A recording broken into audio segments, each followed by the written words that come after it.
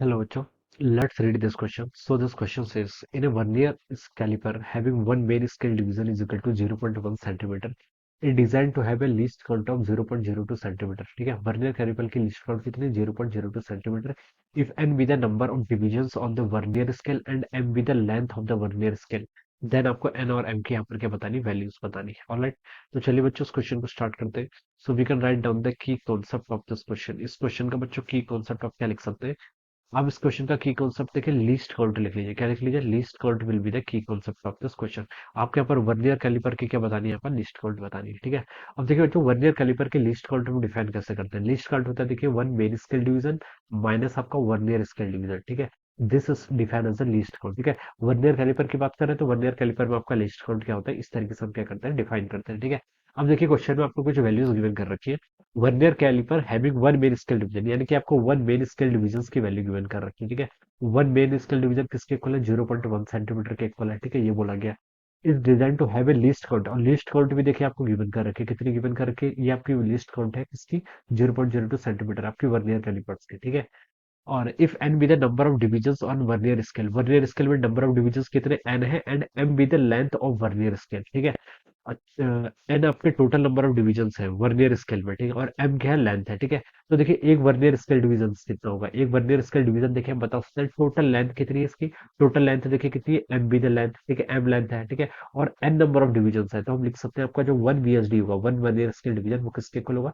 Total length divided by the number of division. ठीक है, ये आपका क्या हो जाएगा? This will be the value of our one VSD. ठीक है, और लीस्ट काउंट क्या होता है आपका? Main scale division minus vernier scale division, या फिर one MSD minus one VSD लिख लो. ठीक है, दोनों का सेम ही मतलब है. अब देखिए बच्चों, लीस्ट काउंट आपको क्वेश्चन में गिवन कर रखी है. कितनी वैल्यू गिवन कर रखी है? 0.02 सेंटीमीटर. मेन स्केल डिवीजन भी देखिए वन एमएसडी आपको 0.1 सेंटीमीटर गिवन कर रखी है. ये किसके इक्वल होगा? आपको माइनस वन वीएसडी के इक्वल होगा. ठीक है, तो यहाँ से देखिए आपको वर्नियर स्केल डिवीजन की वैल्यू हो जाएगी. कितनी हो जाएगी? देखिए 0.1 माइनस 0.02 करेंगे तो कितना आएगा? 0.1 माइनस 0.02 करेंगे तो ये वैल्यू बच्चों आपकी आएगी.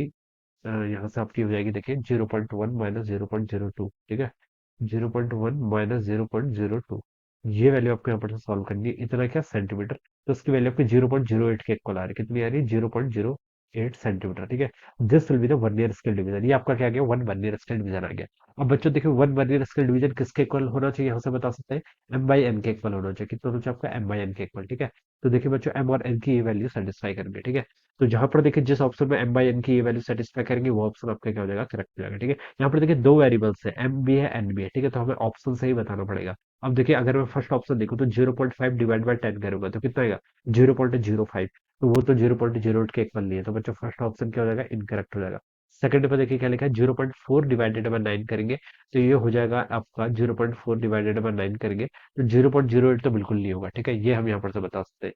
सेकंड ऑप्शन भी क्या होगा आपका? रॉन्ग हो जाएगा. ठीक है, जीरो पॉइंट आपके यहाँ देखिए थर्ड में 0.8 डिवाइडेड बाय 10. ठीक है, थर्ड में देखिए थर्ड वाला करेक्ट आ रहा है. थर्ड में देखिए 0.8 सेंटीमीटर डिवाइडेड बाय एन कितना आपका? 10 के इक्वल. तो इसको कैलकुलेट करेंगे तो ये आपका 0.08 सेंटीमीटर के इक्वल आ गया. तो बच्चों बता सकते हैं थर्ड स्टेटमेंट क्या हो गया? करेक्ट हो गया. फोर्थ भी देखिए आपका रॉन्ग हो जाएगा. 0.2 डिवाइड बाय 10 करेंगे तो 0.02 आएगा. तो ये ऑप्शन क्या हो जाएगा? रॉन्ग हो जाएगा.